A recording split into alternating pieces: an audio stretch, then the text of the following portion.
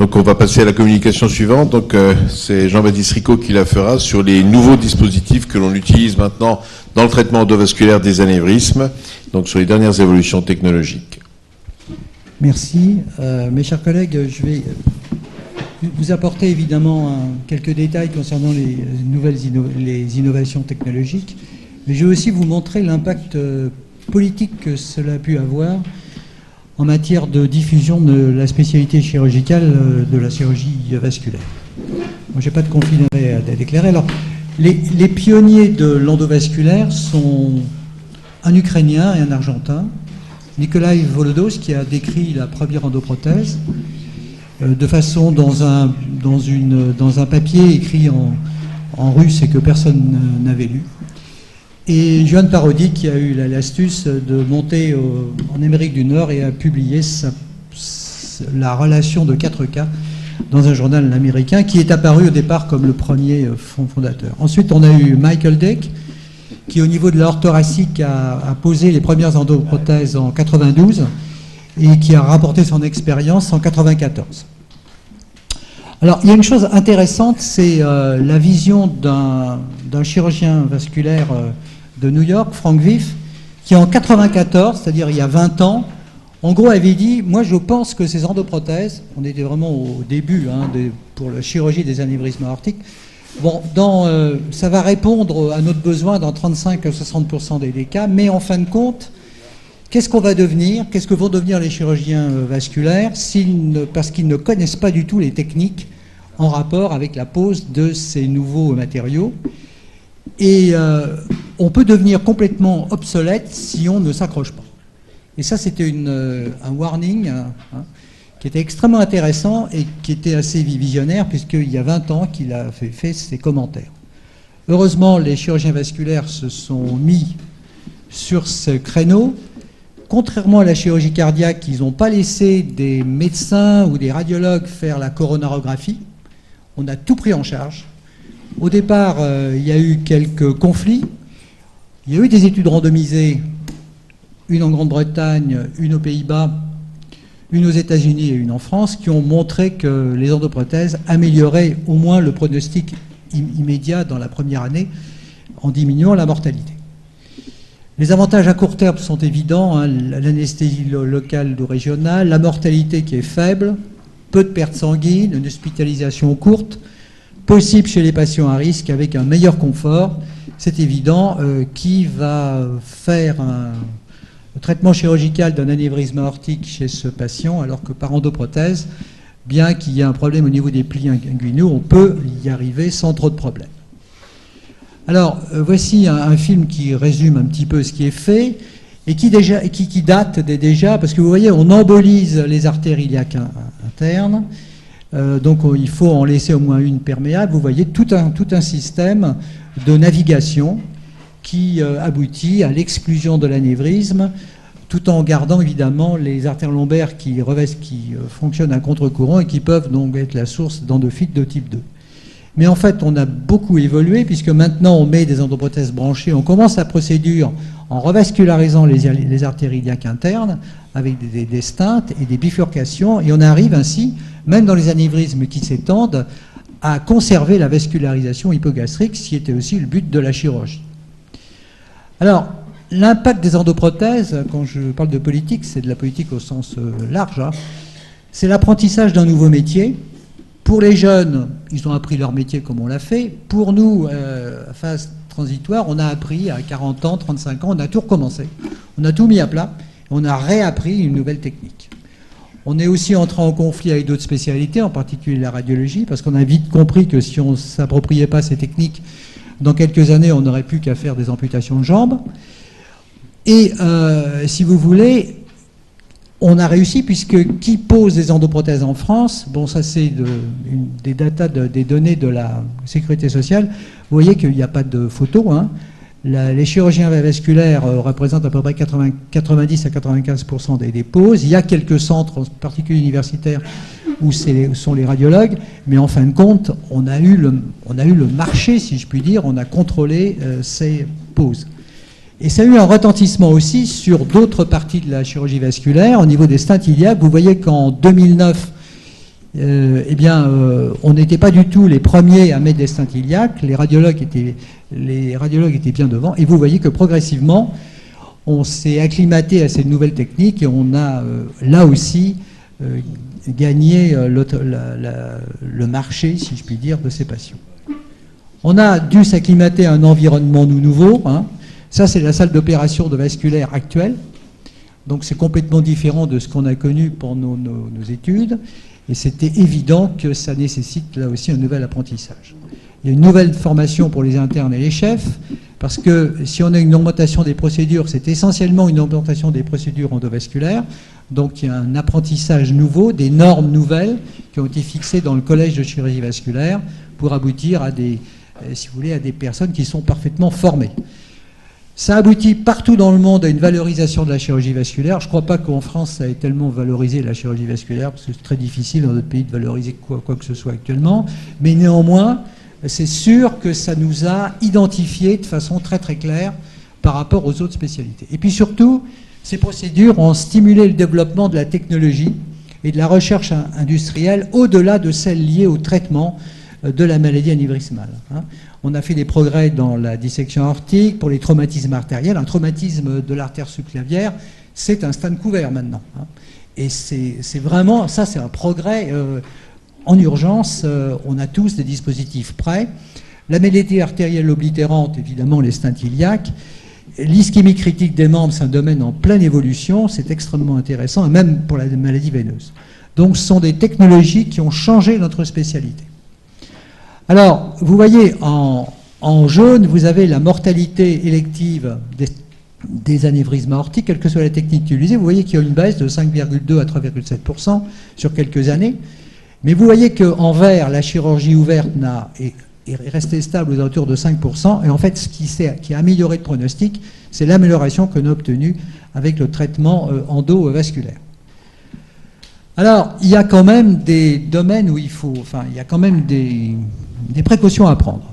C'est une technologie qu'il faut utiliser en respectant les instructions des industriels et les bonnes pratiques cliniques. Et ça a été très bien mis en évidence par un papier très classique publié dans Circulation par Schanzer, qui a montré sur plus de 10 000 patients traités par une endoprothèse que d'abord 60% d'entre eux, de ces patients qui ont été traités, avaient un anévrisme d'un diamètre inférieur à 55 mm, c'est-à-dire théoriquement qu'ils auraient dû seulement bénéficier d'un suivi par échographie. Si vous voulez, ça montre que ces endoprothèses ont été proposées à des patients qui avaient de petits anévrismes et peut-être pas de meilleures indications. D'autre part, donc ça veut dire que, et en plus, 41% de ces patients avaient une augmentation du sac anévrismal dans les 5 ans de suivi. C'est-à-dire que malgré l'endoprothèse, il y avait des fuites, et donc ce résultat est quand même assez inquiétant. Mais le problème, c'est que les opérateurs avaient respecté les instructions, les IFU, les instructions for use des industriels, en mettant des endoprothèses pour des collets trop courts ou dans des mauvaises indications. Voici un exemple, un collet de 19 mm de diamètre avec mise en place d'une prothèse zénith de 32, donc une surdilatation extrêmement importante. Un mois après, il y a une rupture du collet, vous voyez une endophite majeure. Le malade a évidemment été réopéré, conversion chirurgicale, mais si vous voulez, c'est une mauvaise évaluation préopératoire et un manque d'expérience. Alors là aussi, il y a un deuxième problème, c'est le suivi. En chirurgie ouverte, quand on coud une prothèse en polyester, bon, il faut surveiller le malade, c'est sûr, mais en fin de compte, on a rarement, si on a un faux anévrisme, c'est après 10 à 15 ans. Les endophytes sont quand même assez rares, on les suit, mais on fait des contrôles tous les 3-4 ans, et en général, il n'y a pas de problème. Pour les endoprothèses, il y a des ruptures chez les malades qui ont reçu une endoprothèse. Alors, c'est pas un nombre extrêmement important, c'est 2%, mais ce qui est surtout intéressant, c'est que dans cette étude où on a mis en évidence 29 ruptures, 76% de ces patients qui ont une rupture malgré une endoprothèse avaient été perdus de vue. C'est-à-dire qu'on les avait plus revus depuis l'endoprothèse. Et ça, c'est extrêmement important parce que ça a l'air simple comme ça de suivre ces malades, mais quand on commence à avoir un groupe qui augmente, eh bien, le suivi automatique de ces malades. C'est un vrai challenge et c'est quelque chose auquel il faut qu'on s'engage si on met cette technique. Parce qu'il peut y avoir des migrations aussi, donc des endophiles de type 1, donc des risques de rupture. Et il faut absolument suivre ces malades comme les recommandations de la HAS. La qualité du suivi est donc essentielle, ce qui veut dire qu'a priori, c'est un angioscanner par an, à vie, ce qui pose un problème pour les malades jeunes. Un malade de 50 ans auquel on met une endoprothèse, il va avoir une irradiation, une injection de produits de contraste qui est néphrotoxique et un coût qui est élevé dans le suivi. Ça, c'est un vrai problème. Heureusement, il y a pas mal de publications maintenant qui tendent à montrer que l'écho Doppler, quand il est bien réalisé par du personnel entraîné, peut permettre d'espacer ces contrôles densitométriques. En tout cas, la qualité du suivi est essentielle. Par ailleurs, au niveau des progrès, il est certain que l'industrie a repoussé les limites des endoprothèses. Là, on a une diminution du calibre de l'introducteur, des diamètres qui permettent maintenant de couvrir des collets de 16 à 32 mm. Des petits collets, c'est important, par exemple, pour les traumatismes de l'aorte thoracique. Chez des gens jeunes, on a des petites aortes, et si on vient avec une grosse endoprothèse, on va surdilater et on risque d'avoir de gros problèmes. Précision du système de déploiement pour les collets courts, je vous montrerai, et puis surtout, l'arrivée des endoprothèses fenêtrées et branchées pour les anévrismes thoraco-abdominaux et même pour la crosse aortique. Alors, un problème qu'on a, c'est l'accès iliaque. Vous voyez, ce patient a un anévrisme aortique et vous voyez qu'il a des vaisseaux iliaques qui sont plutôt compromis. Eh bien, on est arrivé avec la technologie qui progresse à faire des dilatations, à créer un chenal pour monter cette endoprothèse et la mettre en place de façon correcte. Si vous voulez, cette fois-ci l'endoprothèse en place, qui a été mise en place grâce à une dilatation et en passant du côté droit l'endoprothèse. Il faut faire attention parce que si on ne fait pas une grande attention à ces problèmes, on peut avoir un stripping de l'artère iliaque avec une fuite. Donc quelquefois, on est obligé de faire un petit abord rétropéritonéal pour monter une prothèse en dacron, en Y, et pour introduire l'endoprothèse. Le collet aortique est un autre problème. Il faut bien respecter les conditions données par l'industrie. Au départ, on disait 15 mm. Maintenant, on arrive à poser des endoprothèses avec un collet de 10 mm. Mais si vous voulez, ceci est rendu possible par la précision et le contrôle de l'ouverture qui a bien progressé, puisqu'on a une libération retardée du système de fixation qui permet d'ouvrir l'endoprothèse de façon extrêmement précise. Par ailleurs, on a même une recapture du nez qui est possible, c'est-à-dire on peut ouvrir l'endoprothèse, et si on n'est pas satisfait, on la referme, on replace l'endoprothèse et on la réouvre. Donc ça aussi, si vous voulez, c'est un système qui permet d'améliorer la précision, en particulier dans les collets qui ont un angle d'inclinaison qui est élevé, ça permet de bien voir les choses. Les anévrismes thoraco-abdominaux, eh bien, voilà la technique que tout le monde connaît, la mise à plat, avec réimplantation éventuellement même des artères intercostales. On connaît le risque de complications neurologiques, de paraplégie, le risque de décès qui quand même est élevé. Et face à ça, eh bien voilà l'alternative, l'endoprothèse qui est branchée ou fenêtrée, branchée dans ce cas. Alors ça nécessite, on a remplacé une technologie chirurgicale qui était quand même assez compliquée, avec un apprentissage, par une autre technique qui n'est pas très simple, hein, et qui nécessite un autre type d'apprentissage. Et il y a des chirurgiens qui sont bons dans l'un, qui ne sont pas bons dans l'autre, et vice-versa. Donc c'est un autre métier, vraiment. Hein. Alors on a des multiples cathéters dans des introducteurs, on a le problème de la voie d'abord, on a le problème surtout de la planification de l'endoprothèse. On la planifie avant, c'est fait sur mesure, hein. Et voilà, le principe, je pense que c'est intéressant de voir, d'abord c'est simplifié, ça fait un peu Walt Disney, mais c'est quand même intéressant de voir la technologie et la réflexion qui a mené à cette innovation, qui est quand même extrêmement intéressante.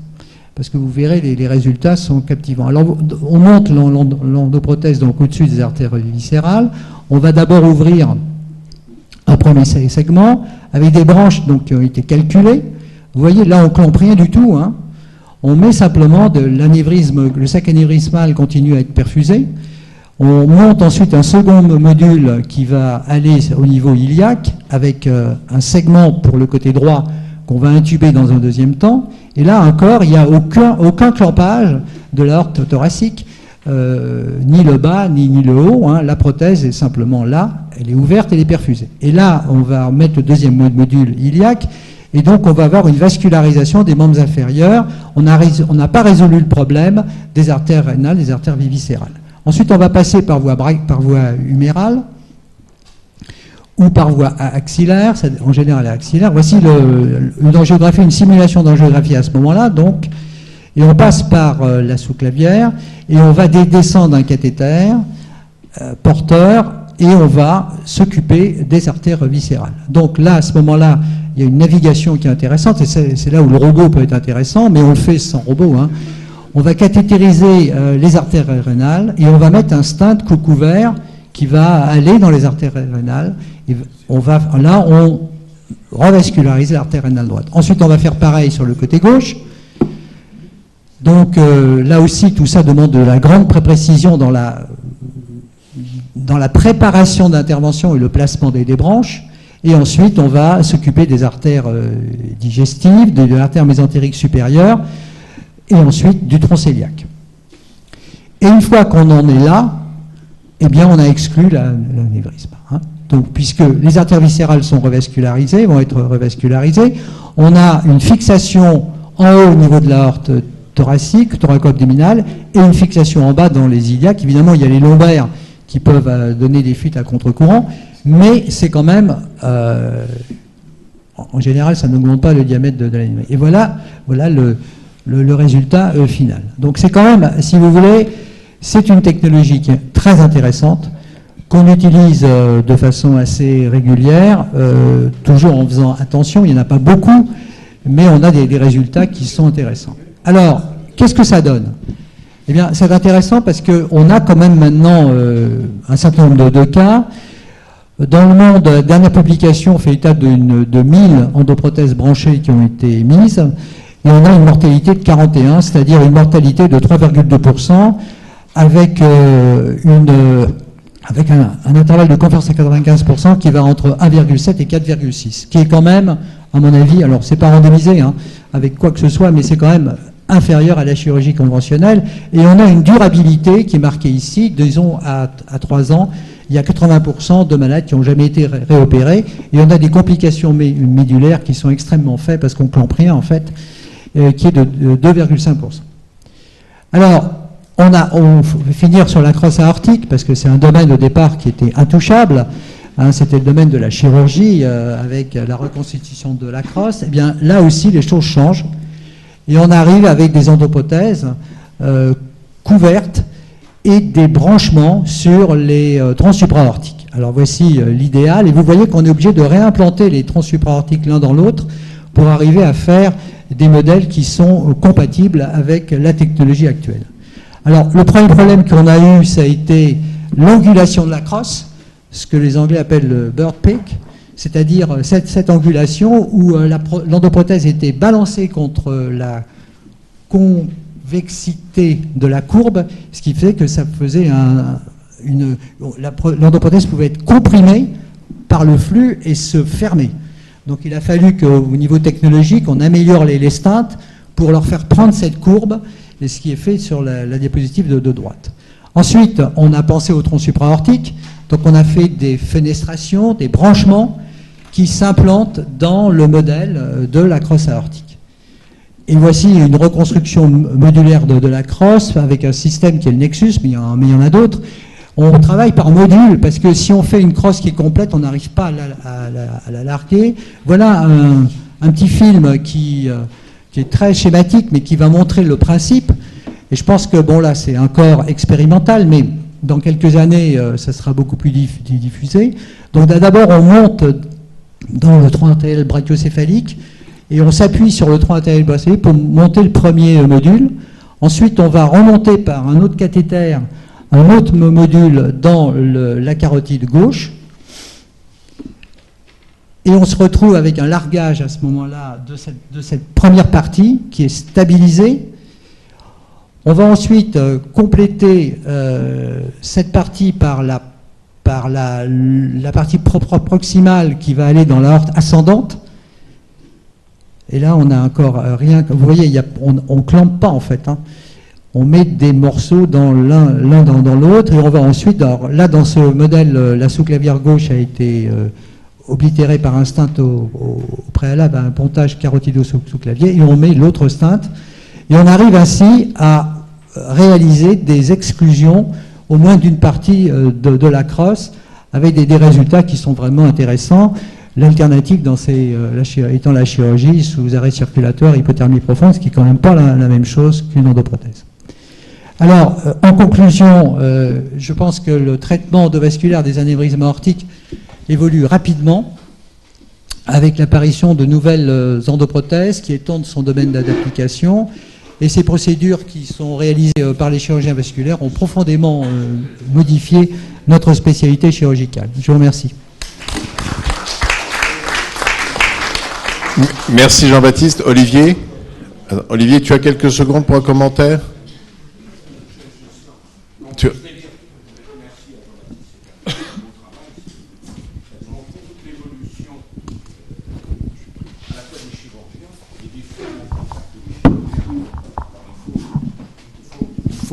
Merci beaucoup Pascal. Il faut rester prudent parce que tout ça se fait pas à pas. Ces films sont, notamment le dernier, c'est ce qui va venir, ce qui commence à se faire expérimentalement, mais ce qui va venir. Je trouve que c'est passionnant. Moi j'ai vu tout ça et Jean-Baptiste disait que il y avait des chirurgiens qui avaient fait des différentes choses. Je vais dire, lui et moi, nous sommes de la même génération à très peu de mois près, et en fait l'avenir est dans des équipes qui évoluent, et moi je l'ai vécu parce que je fais encore tout à fait mon métier au quotidien, mais j'ai un adjoint qui a développé la cœlioscopie, je n'ai pas voulu en parler tout à l'heure, mais la cœlioscopie avec maintenant 350 malades opérés de l'aorte avec la technique de cœlioscopie et des jeunes qui l'apprennent. Et puis nous avons un jeune qui va être notre adjoint, à qui on a confié le développement de ces choses, et qui a cette année déjà fait 7 ou 8 endoprothèses fenêtrées, n'a pas fait encore la crosse, mais les différentes choses n'ont pas fait disparaître ce qu'il y avait avant.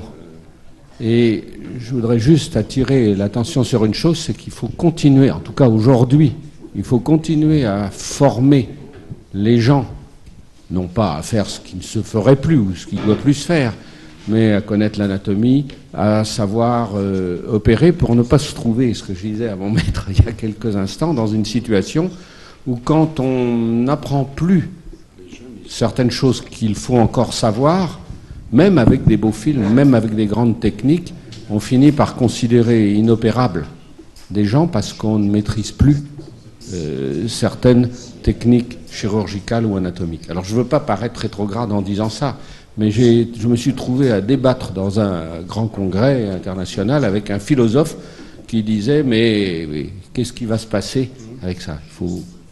Il faut marier le tout. Voilà. Mais bravo hein, Jean-Baptiste pour cet exposé qui montre la chirurgie vasculaire en devenir. Merci. Didier Meyer.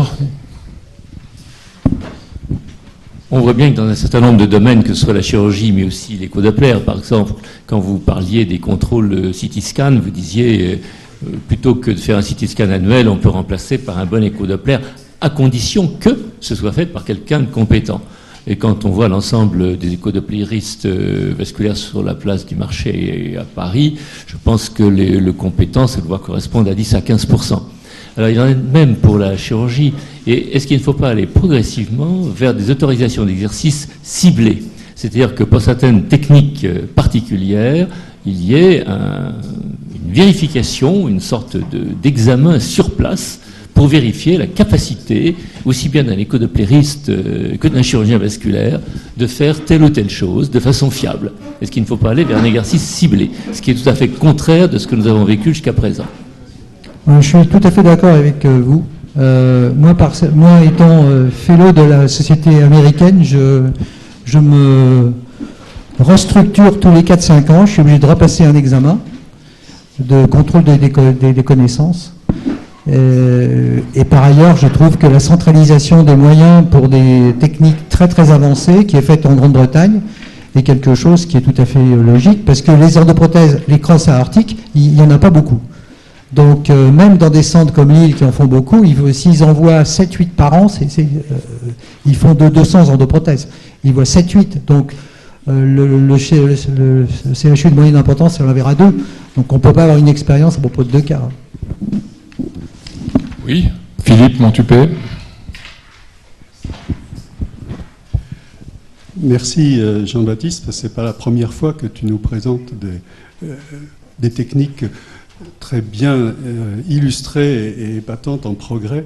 Alors il y a déjà un point qui est à souligner, c'est que ton exposé démontre que le problème de compétition entre les radiologues, les techniques de radiologie interventionnelle et les chirurgiens vasculaires a été très bien géré dans la spécialité. C'est un point quand même remarquable. Et il y a une autre compétition qui existe et dont tu n'as pas parlé, et j'aimerais poser cette question, c'est la compétition des firmes qui fabriquent ces endoprothèses. Y a-t-il une organisation dans les sociétés savantes de ta spécialité pour gérer correctement cette compétition ? Si tu veux, les sociétés savantes ne peuvent pas s'impliquer dans le marketing qui sépare les firmes, c'est leur problème. Moi, je suis extrêmement étonné quand même qu'il n'y ait aucun INSERM, CNRS qui soit sorti avec une endoprothèse, quand même. Je veux dire, c'est quand même, on a des matériaux à Poitiers, par exemple, à l'ENSPA, on fait toute l'hémodynamique, toute la dynamique des Airbus. Je pense que là, on a un laboratoire de résistance de matériaux qui est absolument extraordinaire pour les fusées, les machins. Je pense qu'il n'y a juste pas eu l'idée de demander à ces gens et de leur donner le départ pour mettre en place des endoprothèses. Donc c'est entièrement privé. Donc s'ils décident qu'au point de vue du marketing c'est intéressant, ils développent. Il a fallu attendre beaucoup pour avoir des endoprothèses de petit diamètre pour les traumatismes chez les jeunes, parce que ça ne se vendait pas trop. Il a fallu qu'on insiste. Et finalement, il y en a eu. Mais si vous voulez, ça évolue par un partenariat avec les chirurgiens et les firmes, des chirurgiens qui sont consultants, qui sont payés par les firmes, qui sont très experts, qui font les meilleures présentations scientifiques, mais qui sont, comme disent les Américains, on a payroll of a company, c'est-à-dire qu'ils touchent à la fin du mois, ils sont salariés. Donc il y a un problème quand même pour la crédibilité et les conflits d'intérêts. Alors on déclare les conflits d'intérêts, mais enfin ça répond un peu à ta question, c'est pas toujours très très simple. Plus de questions. Merci beaucoup.